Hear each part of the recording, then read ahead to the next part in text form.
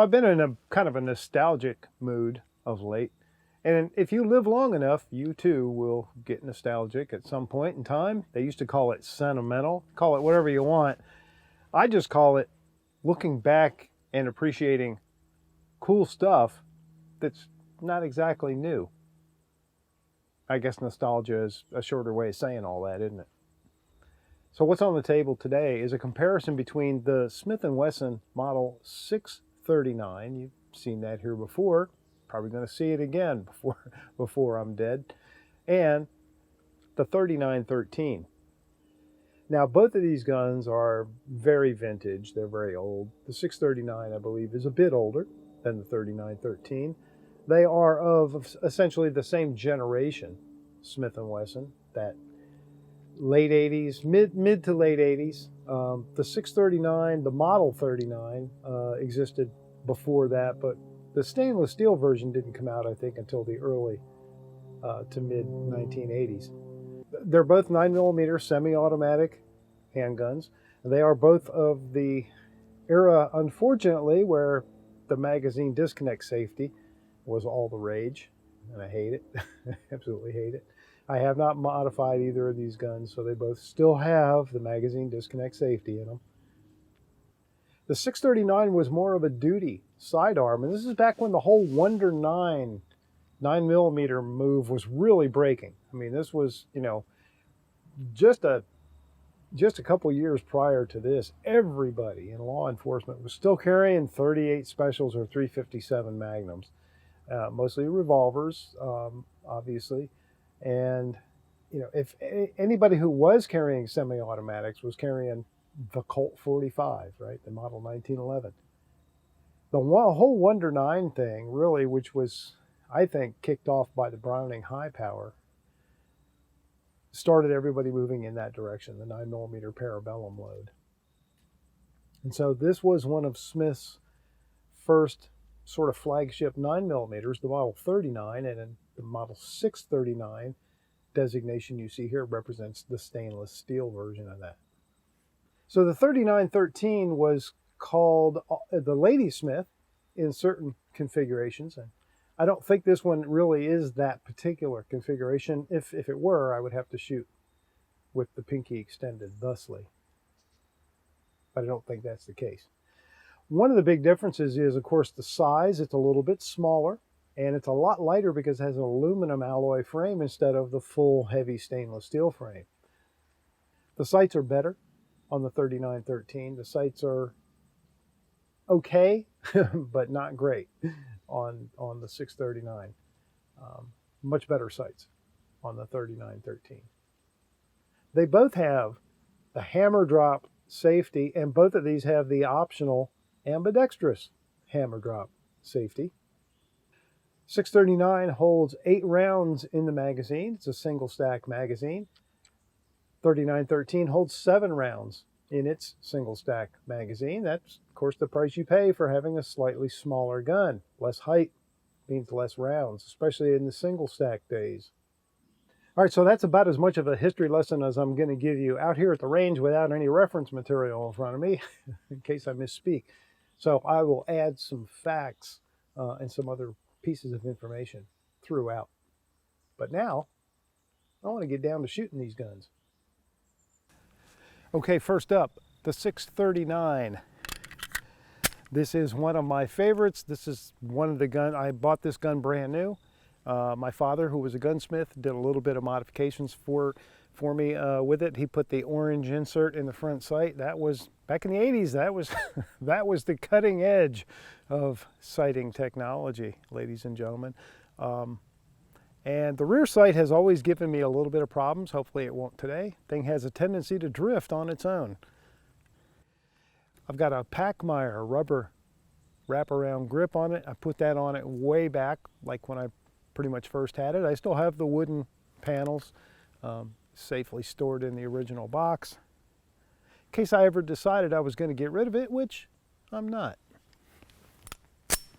And again, we do have the hammer drop safety. What that does is safely drops the hammer without it being able to contact the firing pin, which is important. And of course, then it renders you a dead trigger.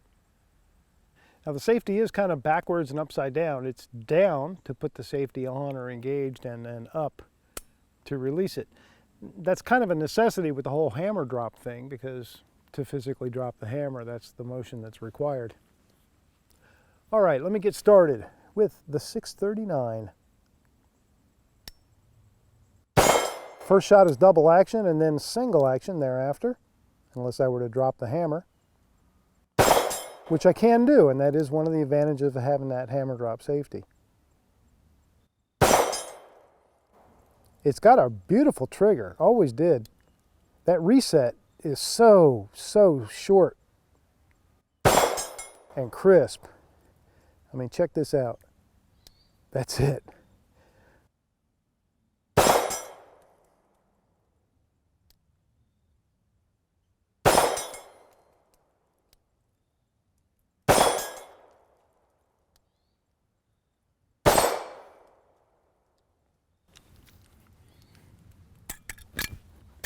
Magazines drop free all the way to the ground. All right, 3913 now with its smaller 7-round magazine. And again, both of these safeties are identical on the gun. They function the exact same way, the exact same mechanics.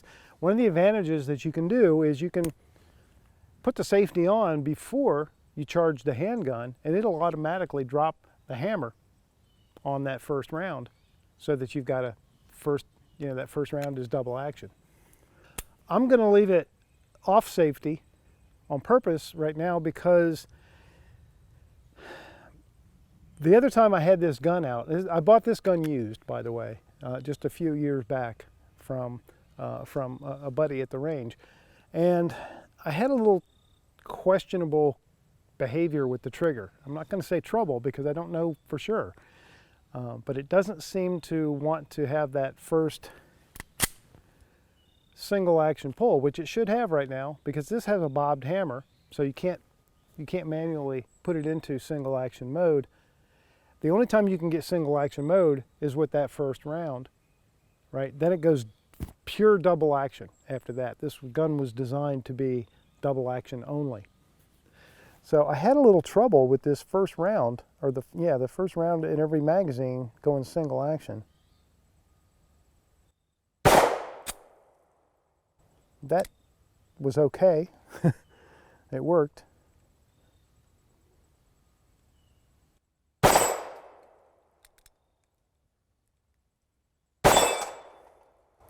I can feel the slide is a little sluggish going home.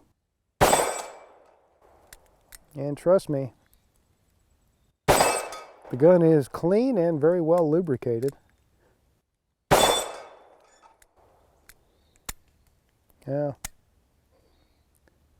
that wasn't so good.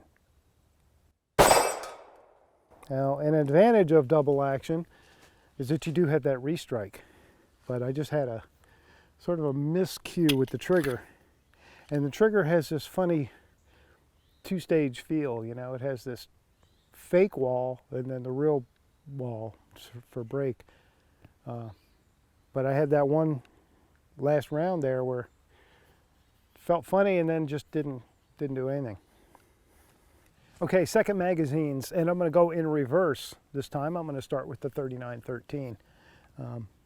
I want to shoot it as much as I can, kind of, because I want to get a handle on this trigger situation. And by the way, I'm shooting PMC bronze ammo, so full factory ammo. And I mentioned that in respect to the sluggishness of the slide to go back home after each shot. So I do hope to shoot some hand loads before I'm done here today, just because, I like to be able to shoot those. But right now, full power PMC bronze, which my experience is they tend to be on the warmer side. Okay, that was that first single action.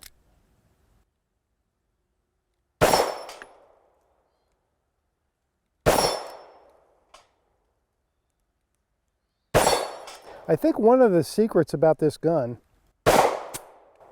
whoa, that was that was weird. Okay, so it took a really long time for the slide to go back home, and it left the hammer back in single action mode, which it's not supposed to do.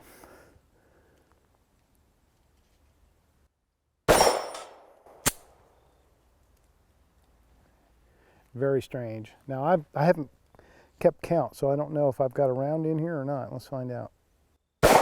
Yep. All right. So there's some questionable behavior here with this gun. It's fine for the range and for doing what I'm doing today, but I would not, absolutely would not trust this gun for any kind of serious, like, defensive use. I wouldn't carry it for sure. And I wouldn't even use it for any kind of home defense at this point, because I consider it to be unreliable. Now, one gun that has been reliable since the day I bought it, and I bought it brand new back in the early 80s, is the 639. It is a sweetheart. I'm going to go double action for the first pull, what the good Lord intended when he designed it.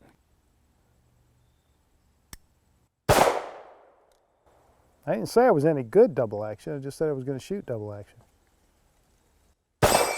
Man, the single action on this thing is, it's like a single action revolver, maybe even lighter.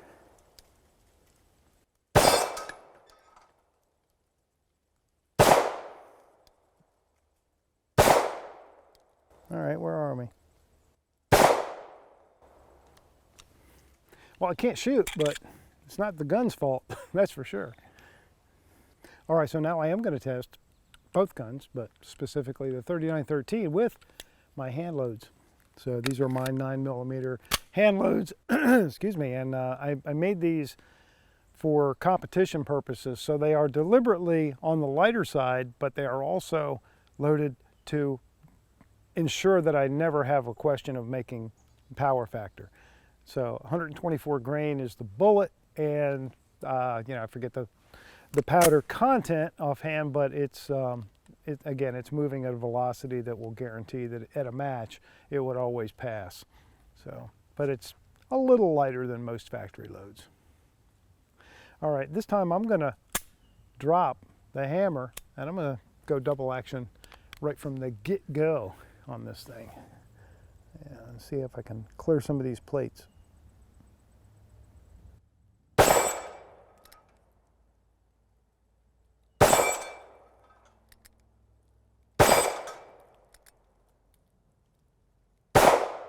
It's got a, except for that, it's got a very nice double action trigger. And of course you can stage it as you just saw me do.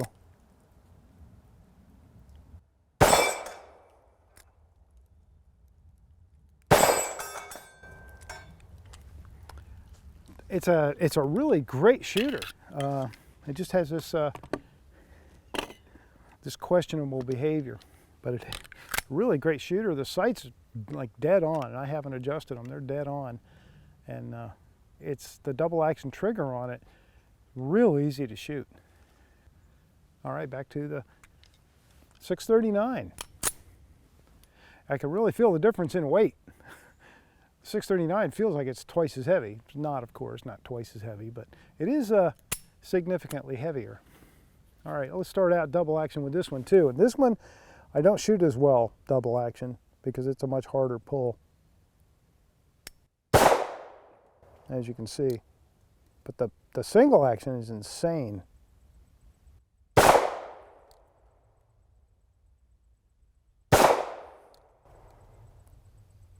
Apparently, so is my my sight capability. There we go. It likes a pretty low 6 o'clock, I think.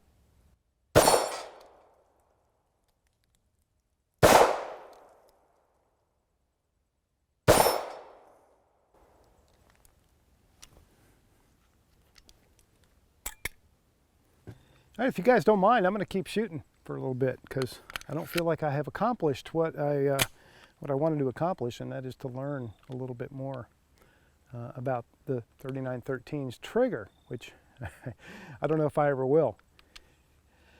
I probably also need to spend a little bit more time with my 639 and just reacquaint myself with the sight picture, because it seems to like a pretty low 6 o'clock. I think one of the main popularities or use cases for the 3913 was with plainclothes law enforcement officers, you know, detectives and that. I don't know if federal, like FBI or Marshal Service or anybody like that ever used it, but I think a lot of agencies, you know, police agencies used the 3913 as, you know, one of the guns available for their detectives. Which kind of makes sense because, you know, if you put this in a shoulder holster, it just melts right into your suit. So, all right, again, that first theoretical single action shot. I'm going to try that.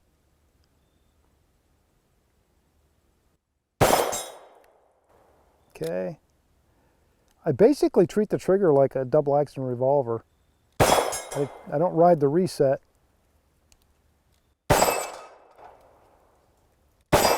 And it is easy to, as I mentioned, it is easy to stage the trigger, although I seem to psych myself out when I do. Man, you can go through 7 rounds pretty quick. I forgot how spoiled we all are now with our 15 and 17 round magazines and even more. You forget how quick it is to empty 6, 7, or 8 rounds.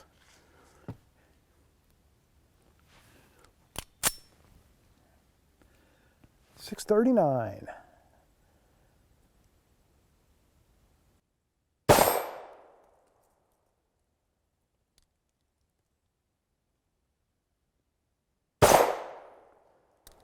Where am I hitting? I may have to get some paper out here.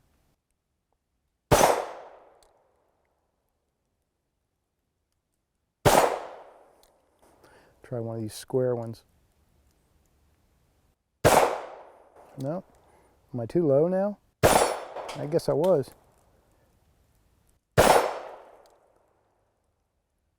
All right. Yeah, I think I need to get some paper. Put both of these guns on paper and see where they're... Well, the 3913 is pretty much dead on. But it'd be fun to do a bit of a contest between the two and see which one I shoot a better group with, regardless of where that group might fall, just to see which one is a tighter group. So yeah, why not? Let's do that. All right, let's go ahead and put some on paper just to get an idea which one of these guns I make a better group with.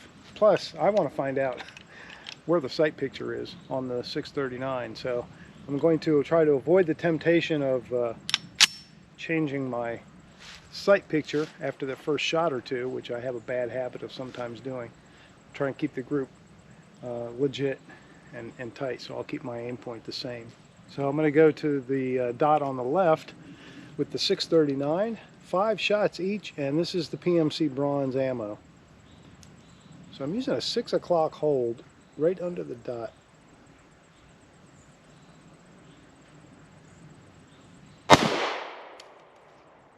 Whoa, look at that. Oh, no wonder. I got it. I see it now.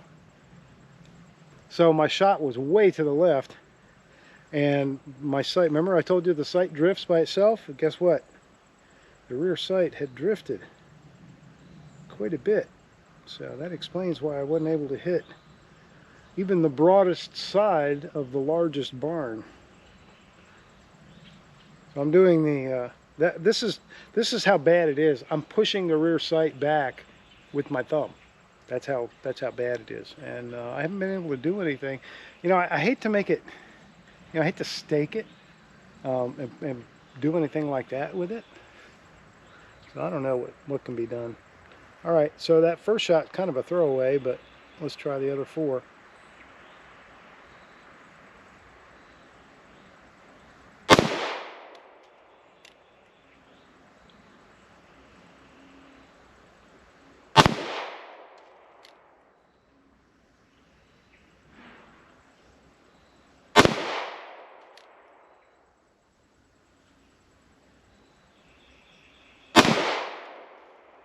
All right, well, that's respectable.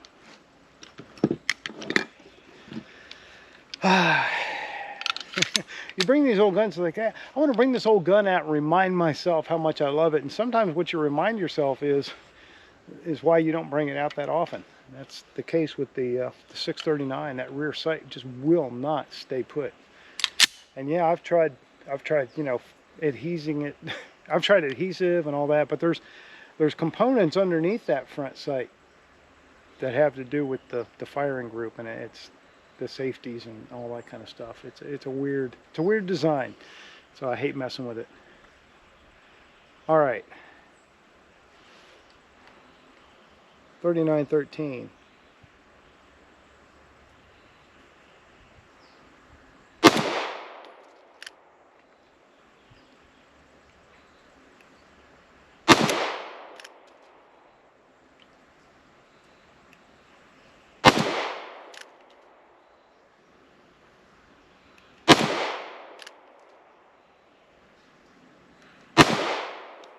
Okay. Well, I think I threw one a little high, but the rest of them look like they're pretty good. So that target's 15 yards downrange. It's kind of my standard distance for my offhand tests. Well, I guess I can measure them and see which one did better, but that's pretty subjective. This was not an ideal test for that type of conclusion to be drawn. But what I will say is, take away that one crazy shot before I adjusted the rear sight on the 639, and it looks to me from this distance like they're pretty even. They're placed differently, but pretty even.